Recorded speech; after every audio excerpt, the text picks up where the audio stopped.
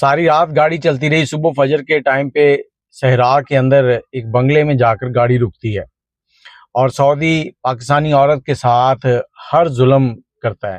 السلام علیکم، کیسے ہیں آپ لوگ؟ میں ہوں آپ کے ساتھ عدنان، اور آج جو آپ کو کہانی سنانے جا رہا ہوں اس میں مرد نے جو سزا بھگتی وہ تو الگ تھی، اور اس کی بیوی جو ہے اس نے بھی 15 سال اذیت کے گزارے.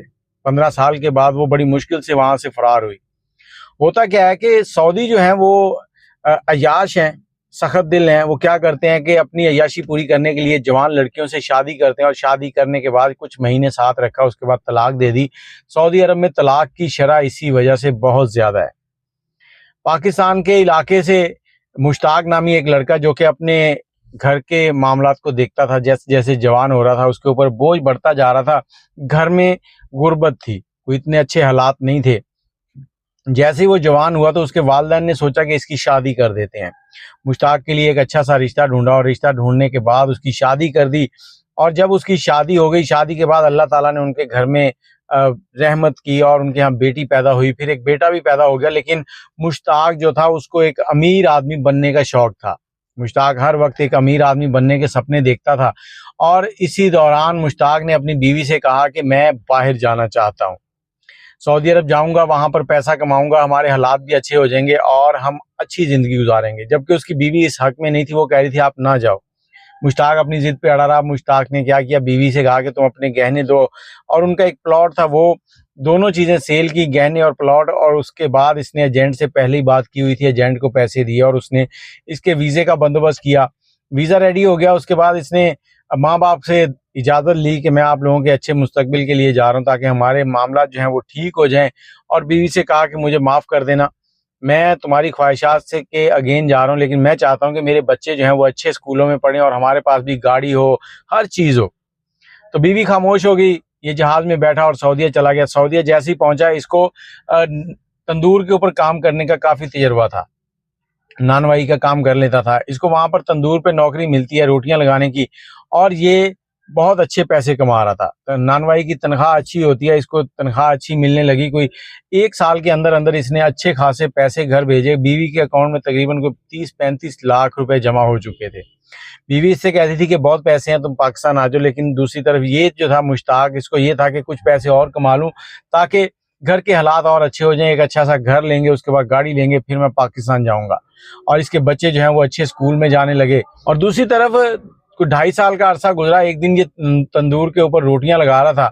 اب روٹیاں لگاتے ہوئے یہ کچھ ایسی باتیں کر رہا تھا جو سعودیہ میں ممنوع ہے. یہ سعودیہ کے بادشاہ کے بارے میں باتیں کر رہا تھا کہ یہاں کے بادشاہ اچھے نہیں ہیں، وہ اس طرح سے ظلم کرتے ہیں، یہ کرتے ہیں، وہ کرتے ہیں. جبکہ اس کے پاس ایک سعودی کھڑا تھا. اس نے اپنا موبائل نکالا اور اس کی ساری باتیں جو ہیں وہ ریکارڈ کر لیں، اور اس نے جا کر آگے پولیس کو دے دی. اب پولیس کے پاس جب وہ معلومات پہنچی تو پولیس نے دیکھا کہ یہ بندہ کیا کر رہا ہے. وہاں پر جتنے بھی بادشاہ ہیں ان کو یہی ٹینشن ہوتی ہے کہ کوئی بھی بندہ اگر اس طرح کی کوئی بات کرتا ہے تو اس کو فوری طور پر اریسٹ کیا جاتا ہے تاکہ عوام کے اندر بغاوت پیدا نہ ہو. اسے فوری طور پر اریسٹ کیا گیا، اور اریسٹ کرنے کے لیے رات کا ٹائم استعمال کیا گیا. جب یہ اپنے کمرے میں سو رہا تھا، اس کے کمرے میں پولیس والے آئے اور انہوں نے سب سے کہا کہ سارے اسی وقت الٹے لیٹ جاؤ، اور اس بندے کا نام لے کے پکارا مشتاق. مشتاق کھڑا ہوا. مشتاق کو انہوں نے ہتھکڑی لگائی اور لے گئے. کہاں لے گئے کوئی پتہ نہیں، اس کے ساتھ والوں کو بھی پتہ نہیں چلا. اب پاکستان میں اس کی بیوی جو ہے وہ اس کے خط کا انتظار کرتی تھی، اور اس کا خط پہلے ہر مہینے جاتا تھا اور ساتھ یہ بتاتا تھا اتنے پیسے بھیجے ہیں. کوئی 4-5 مہینے گزر گئے، 6 مہینے گزرے، 8 گزرے. گھر والے پریشان ہیں. ایجنٹ سے پوچھتے ہیں جو اس کے پاس لوگ کام کرتے تھے، ان سے پوچھا. انہوں نے کہا جی وہ اس طرح سے پولیس آئی تھی، اس کو لے گئی ہے. اب اس کی بیوی جو ہے اس نے اپنے سسر سے کہا کہ دیکھیں ہم کب تک انتظار کر سکتے ہیں، میں یہاں سے عمرے کا ویزا لگواتی ہوں اور وہاں جاتی ہوں، جا کے میں اس کو تلاش کروں گی کہ کہاں پر ہے، کیا مسئلہ بنا ہے، کیا ہوا ہے اس کے ساتھ. اب اس کے سسر نے کہا ٹھیک ہے. اس کی بیوی نے ویزا لگوایا، بچوں کو اپنی ماں کے گھر چھوڑا، ویزا لگوا کر سعودیہ آ گئی. سعودیہ آئی ہے، عمرہ کیا. عمرہ کرنے کے بعد مدینہ سے ریاض کی طرف نکلی ہے، کیونکہ اس کا شوہر جو تھا وہ ریاض میں کام کرتا تھا. ریاض پہنچی ہے. وہاں پر اس نے جو اس کا ایڈریس تھا جہاں سے خط آتے تھے وہاں پہنچی. وہاں سے پوچھنا شروع کیا، معلومات حاصل کی. اس کو یہی بتایا گیا کہ ایک دن پولیس آئی تھی، اس کو لے گئی، اور اس کے بعد نہیں پتا پولیس کہاں لے گئی اور کون سے تھانے کی، یہ بھی نہیں پتا. اس نے جتنی بھی وہاں پر تھانے تھے وہاں سے معلومات حاصل کی، لیکن کوئی پتہ نہیں چلا کہ وہ کہاں گیا ہے. اب یہ بہت پریشان تھی. اسی اسنا میں یہ ایک دن ایک دکان کے باہر بیٹھی اور بہت پریشان ہے اور رو رہی ہے. اور وہیں سے ایک عربی گزر رہا ہے. عربی نے آگے جا کر دیکھا لڑکی بڑی خوبصورت ہے, اس نے گاڑی گھمائی, واپس لڑکی کے پاس آ گیا اور لڑکی سے آگے کہتا ہے کہ کیا مسئلہ ہے. عربی میں بول رہا تھا, اس کو عربی آتی نہیں تھی. اب جب اس کو عربی نہیں آ رہی تو وہ سمجھ نہیں پا رہا. عربی بھی پریشان ہے, یہ عورت بھی پریشان ہے کہ یہ کیا کہہ رہا ہے. اور اسی اسنا میں ایک پاکستانی وہاں سے گزر رہا تھا. عربی نے اس کو بلایا اور اس سے کہا کہ اس سے پوچھو کیا مسئلہ ہے. اب پاکستانی نے اس عورت سے پوچھا, اس نے ساری کہانی بتائی, اس نے آگے عربی کو بتائی. تو عربی نے کہا ٹھیک ہے, اس سے کہو کہ میرے ساتھ چلے, میں اس کو رہنے کے لیے جگہ بھی دیتا ہوں اور اس کے شوہر کا بھی پتہ کر کے دوں گا. اب عورت جو ہے اس کے ساتھ بیٹھتی ہے اور وہ اس کو لے کے شہر کی طرف چلتا ہے. اب وہ اپنے بنگلے میں داخل ہوتا ہے اور بنگلے میں کوئی بھی نہیں ہوتا, وہاں پر خالی بنگلہ ہوتا ہے. اس عورت کو کہتا ہے کہ تم یہاں پر رہو, یہ کھانے پینے کی چیزیں, اپنا کھانا بناؤ اور کھاؤ اور ریسٹ کرو, میں بات کرتا ہوں افسروں سے, جیسے ہی کوئی معاملات سیدھے ہوئے اس کے بعد میں آپ کو لے چلوں گا. اور اس نے اگلے دن بھی نہیں آیا, 2 دن گزر گئے. 2 دن کے بعد وہ عربی جو ہے اس بنگلے میں آیا اور آ کر اس عورت کو کہتا ہے کہ میں نے بات کر لی ہے, آج رات کو ہم نے نکلنا ہے اور ایک افسر سے آپ کی ملاقات کروانی ہے, اس کے بعد آپ کا شوہر جو ہے وہ مل جائے گا, اسے ہم ڈھونڈ لیں گے. عورت نے کہا ٹھیک ہے. شام کو عورت نے کپڑے چینج کیے, برقع پہنا اور برقع پہن کر اس کی گاڑی میں پیچھے بیٹھ گئی. اب اس نے گاڑی چلانی شروع کی اور گاڑی رات کے اندھیرے میں چلتی جا رہی ہے. تقریباً کوئی 6-7 گھنٹے گزر گئے اور صبح کی اذان کا ٹائم ہو گیا. صبح کی اذان کا ٹائم ہوا, اذانیں ہو رہی ہیں سائڈوں میں, دور سے کہیں سے آواز آ رہی ہے اذان کی, اور عورت دیکھ رہی ہے کہ کہیں کوئی گاؤں نہیں آ رہا, کوئی شہر نہیں آ رہا, کچھ نہیں, کہیں لائٹ نہیں ہے, کچھ نہیں ہے. ساری رات اندھیرے میں گاڑی چلتی رہی ہے اور جب گاڑی جا کر رکی ہے تو وہاں پر بہت ہی عالی شان ایک بنگلہ تھا. اس بنگلے میں گاڑی رکی ہے. عربی نے اسے کہا کہ آپ اندر جائیں, ریسٹ کریں, شام میں ملتے ہیں. اب لڑکی پریشان ہے کہ کیا مسئلہ ہے. پہلی رات تو ایسے ہی گزر گئی, دوسری رات اس عربی نے اس عورت کے ساتھ ہر وہ ظلم کیا جو وہ کر سکتا تھا.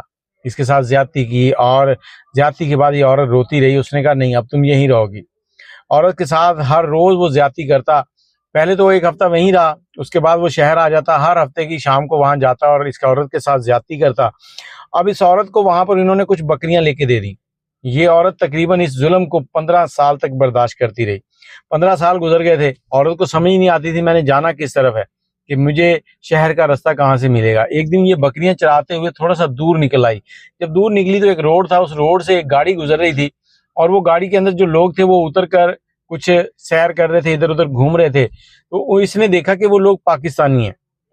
اب جو پاکستانی لوگ تھے وہ اس کو عربی عورت سمجھ رہے تھے.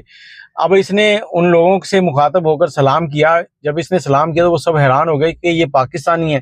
انہوں نے اس سے بات کی تو اس نے ان کو ساری داستان سنائی. جیسے ہی اس نے ان کو ساری داستان سنائی تو ان لوگوں نے اس کو گاڑی میں بٹھایا اور شہر لے آئے اور لا کر اس کو تھانے لے گئے. تھانے جا کر اس نے قاضی کو سارے معاملات سنائے. اس کے بعد اس عربی کو گرفتار کیا گیا اور عدالت کی طرف سے اس عورت سے معافی مانگی گئی.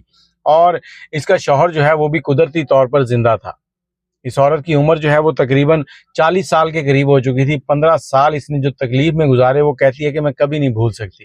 یہ میاں بیوی جو زندہ تھا اور شوہر اس کا, عدالت نے اس کی بیوی کے ساتھ جو ظلم ہوا اس کو دیکھتے ہوئے اس کے شوہر کو بری کر دیا, لیکن ساتھ ہی یہ کہا کہ یہ اب سعودیہ میں نہیں رہ سکتا, اسے فوری طور پر سعودیہ چھوڑنا ہوگا.